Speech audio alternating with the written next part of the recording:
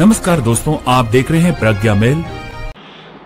1961 থেকে 2025 দীর্ঘ 64 বছর পর অসম সাহিত্য সভার প্রতিনিধি দল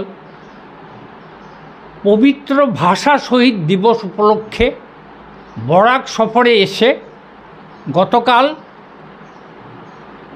অসম সাহিত্য সভার সভাপতি বসন্ত কুমার গোস্বামী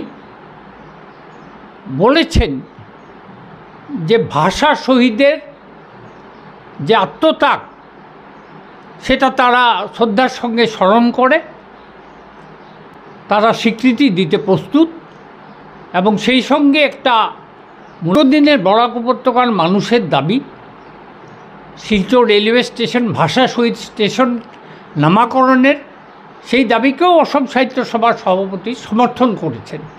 বরাক ডেমোক্রেটিক ফ্রন্ট মনে করে যে এটা আসামের ইতিহাসে একটা ঐতিহাসিক ঘটনা এবং এই কারণে আমরা অসম সাহিত্য সভার সভাপতি সহ সবাইকেই আমরা অভিনন্দন জানাচ্ছি এবং উনি একথাও বলেছেন যে ভাষা শহীদ সংগ্রহালয় করার জন্য যদি প্রকল্প দেওয়া হয় তাহলে সরকার নিশ্চয়ই সেই দাবি মেনে নেবে। তাদের উদ্দেশ্যে বলছি যে 1961, 1972, 1986 যখন বরাক উপত্যকা সহ সারা আসামে অসমীয়া ভাষাকে সার্কুলার জারি করে বাধ্যতামূলক করেছিল, সেই সময় অসম সাহিত্য সভার অনুমোদন নিয়েই সরকার করেছিল। তাই ভাষা শহীদ স্টেশন যেটা কেন্দ্রীয় সরকারের গৃহ মন্ত্রণালয় 10 বছর আগে এটাকে মেনে নিয়েছে এবং রেল দপ্তর অনুমোদন করেছে।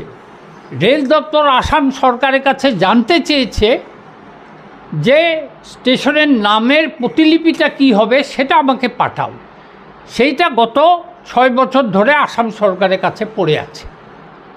তাই অসম সাহিত্য সভা যদি দায়িত্ব নিয়ে আগামীকাল পবিত্র শহীদ দিবস উপলক্ষে মুখ্যমন্ত্রীকে দিয়ে গতকালকে আসাম সরকারের আগামীকালকে যাতে আসাম সরকারকে দিয়ে ঘোষণাটা করতে পারে যে আসাম সরকার কেন্দ্রীয় সরকারের কাছে অনুমোদন জানাবে, তাহলে বরাক উপত্যকা সহ গোটা আসামের বাঙালি সমাজ অত্যন্ত খুশি হবে।